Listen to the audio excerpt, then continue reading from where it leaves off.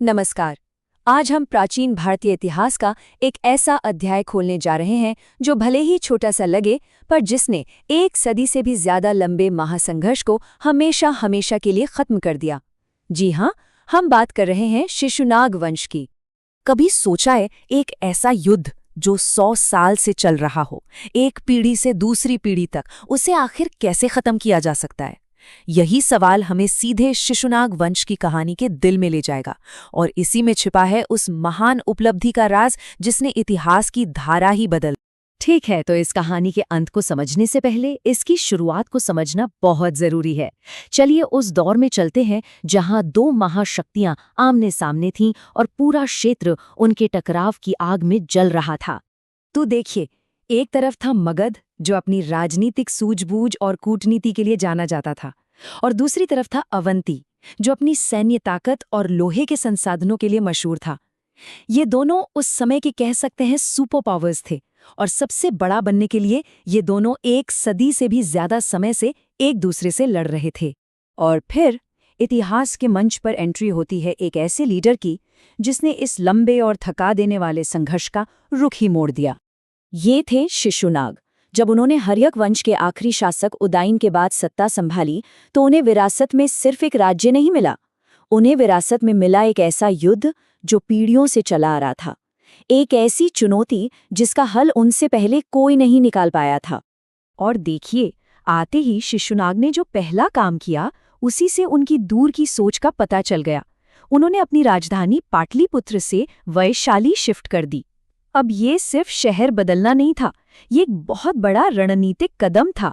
ये अवंती के खिलाफ एक नए और आक्रामक अभियान की तैयारी का साफ साफ संकेत था। ठीक है, तो चलिए अब आते हैं इस कहानी के सबसे रोमांचक हिस्से पर, वो पल जो इस वंश का सबसे महत्वपूर्ण और निर्णायक पल था। तो आखिर वो कौन सी एक बात थी, वो कौन सी एक उपलब्धि थी जिसने शिशुनाग का नाम इतिहास में हमेशा के लिए दर्ज कर दिया? ये ऐसी घटना थी जो एक सदी पुराने युद्ध को जड़ से मिटाने वाली थी। और ये रहा जवाब। शिशुनाग ने सिर्फ एक लड़ाई नहीं जीती, उन्होंने संघर्ष के एक पूरे युग को खत्म कर दिया। उन्होंने अपने सबसे बड़े दुश्मन, शक्तिशाली अवंती साम्राज्य को पूरी तरह से हरा दिया। ये एक ऐसी जीत थी जिसने उस पूरे इलाके का नक्शा ही बदल कर रख दिया। ये जो संख्या है ना, 100 साल, ये बताती है कि ये जीत कितनी बड़ी थी। ये सिर्फ एक युद्ध का अंत नहीं था, ये एक सदी पुराने संघर्ष का अंत था। इसने पूरे क्षेत्र में शांति और स्थिरता का एक नया दौर शुरू किया। तो इस बड़ी जीत के बाद क्या हुआ, और इस वंश ने अपने पीछे क्या विरासत छोड़ी? चलिए अब आगे बढ़ते हैं और देखते हैं। अब कहानी में आते हैं शिशुनाग के बेटे और उत्तराधिकारी कालाशोक, जिन्हें काकवर्ण के नाम से भी जाना जाता है। सोचिए, उन्हें विरासत में एक ऐसा साम्राज्य मिला जो अब इस क्षेत्र की सबसे बड़ी ताकत था, जिसका दूर दूर तक कोई मुकाबला करने वाला नहीं बचा था। ये कदम बहुत कुछ कहता है। महान युद्ध खत्म होने के बाद राजधानी को वापस पाटलिपुत्र ले जाना, यह सिर्फ एक प्रशासनिक फैसला नहीं था, ये इस बात का प्रतीक था कि अब शक्ति पूरी तरह से स्थापित हो चुकी है, शांति लौट आई है और मगध का राजनीतिक केंद्र अब स्थिर है। ये टाइमलाइन साफ साफ दिखाती है कि शिशुनाग वंश का शासनकाल कितना छोटा लेकिन कितना प्रभावशाली था।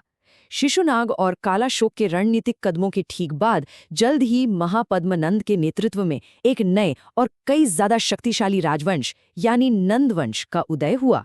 तो सबसे दिलचस्प बात यह है कि अपनी सबसे बड़ी उपलब्धि के बावजूद ये राजवंश खुद इतिहास में एक छोटा सा अध्याय बन के रह गया। और देखिए विडंबना कि उन्होंने जिस स्थिरता की नींव रखी, उसी नींव पर एक और भी बड़े और महत्वाकांक्षी साम्राज्य नंदवंश की इमारत खड़ी हो गई। तो हम इस विश्लेषण को इसी सवाल के साथ खत्म करते हैं। शिशुनाग वंश भले ही कम समय तक रहा हो, लेकिन उसने 100 साल पुराने युद्ध को खत्म करके इतिहास पर एक बहुत गहरा और स्थायी प्रभाव छोड़ा। ये हमें सोचने पर मजबूर करता है कि किसी शासन की लंबाई ज्यादा मायने रखती है या उसके द्वारा लाए गए बड़े बदलाव।